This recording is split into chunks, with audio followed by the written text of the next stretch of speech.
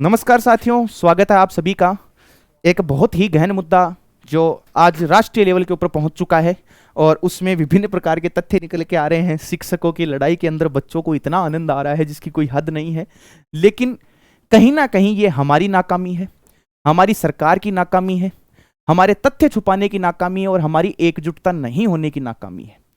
जो चीज़ें हुई उनके बारे में मैं बिल्कुल बात नहीं करूंगा, क्योंकि आप लोग खुद YouTube स्क्रॉल करते रहते हो, सारी चीज़ें आप लोगों को पता है कि क्या आदित्य रंजन सर ने किया या फिर उसके अलावा क्या अभिनय सर ने किया, क्या राकेश यादव ने किया, क्या नीतू मैम ने किया, ये सारी चीज़ें आप लोगों को पता है।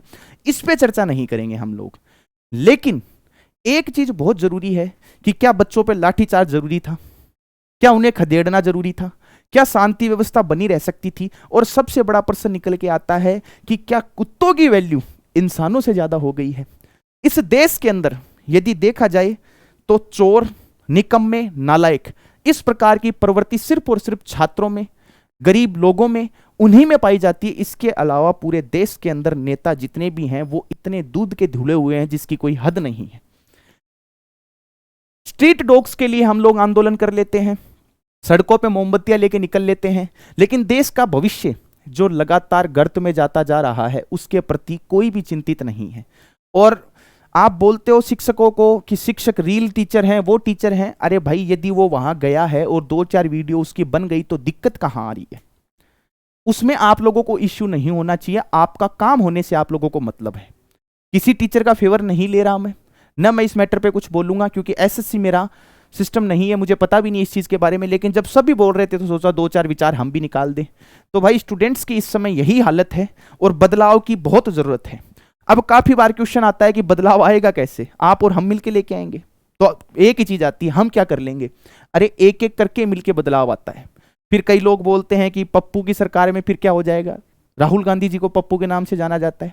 देखो, जब तानाशाही रवैया हावी हो जाता है तो उसके पश्चात स्थिति ऐसी ही बनी रहती है। और जो भविष्य निर्माण करता हम लोग हैं, जो स्टूडेंट्स हैं, जो आगे जाके भविष्य का निर्माण करेंगे, एक नवीन भारत का निर्माण करेंगे, उनकी वर्तमान समय पे स्थिति यह है कि उनकी सीटें बेची जा रही हैं, उनके पास सिस्टम्स नहीं है कि सही तरीके से उनको पेपर कंडक्ट करवाया जाए। शिक्षक उनके फेवर में उतरते हैं तो उनको गिरफ्तार किया जाता है, लाठीचार्ज की जाती है, उनको परेशान किया जाता है, इस प्रकार की चीजें, और FIR होती है बच्चों पर।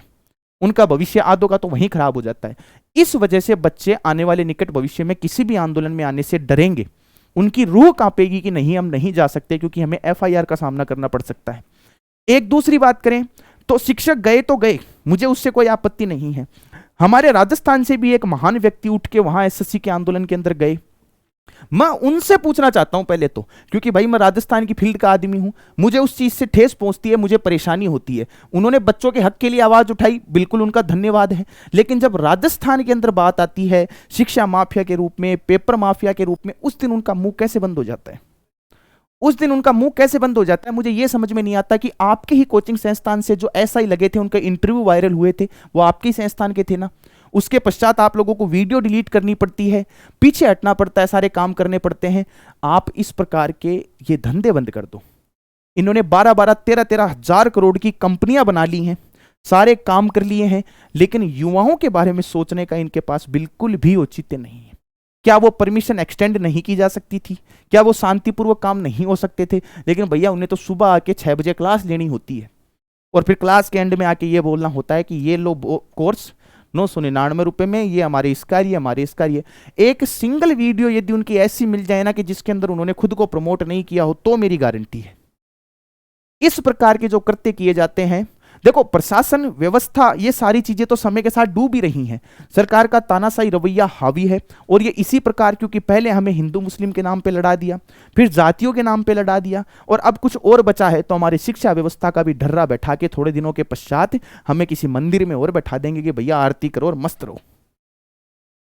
ये सारी चीजें, इसलिए पुलिस प्रशासन की इसमें गलती नहीं मानी जा सकती। देखो, उनको तो जैसे ऊपर से आदेश आते हैं उस प्रकार के काम ही वो करते हैं, पुलिस प्रशासन का इसमें कोई रोल नहीं है। बच्चों को भी समझने की आवश्यकता है कि अपने टीचर्स को मनाओ भाई, उनको एकजुट करो और कम से कम इस सिस्टम को चेंज करो। और जो बार बार रट लगाई जाती है कि TCS को वापस एग्जाम दे दो, TCS को वापस एग्जाम दे दो, TCS को एग्जाम देना इस चीज का सुधार नहीं है, गलतियां वहां भी होती हैं। पूरे सिस्टम को सुधरने की आवश्यकता है। हाँ, समय लग सकता है, सारे काम हो सकते हैं, लेकिन सुधर जाएगा तो जो बेहतरीन युवा हैं वही सेलेक्ट होके आगे जाएंगे, क्योंकि देखो हर कोई व्यक्ति साधन संपन्न नहीं होता है। आपके जो एसएससी के महान टीचर्स हैं वो लग्जरी लाइफ जीने वाले लोग हैं। आंदोलन के दौरान आप लोगों ने खुद देखा होगा कि उनकी स्थिति खराब हो गई थी, वो उस धूप को, उस पीड़ा को कई टीचर्स नहीं झेल पाए थे, साइड में चले गए थे। ये सारी चीजें हर कहीं ना कहीं पे देखने को मिली हैं। तो वो हजारों करोड़ों की प्रॉपर्टी लिए बैठे हैं, आप उनके सामने कुछ भी नहीं हो, लेकिन वो आपकी आवाज उठा रहे हैं, बहुत बड़ी बात है। राजस्थान के अंदर तो इस प्रकार के शिक्षक उपस्थिति नहीं है कि जो शिक्षा व्यवस्था के नाम पर या फिर बच्चों के उचित भविष्य के नाम पर कभी स्टैंड लेके खड़े हो जाएं। उनका तो बस वो तार्किक उद्देश्य वही होता है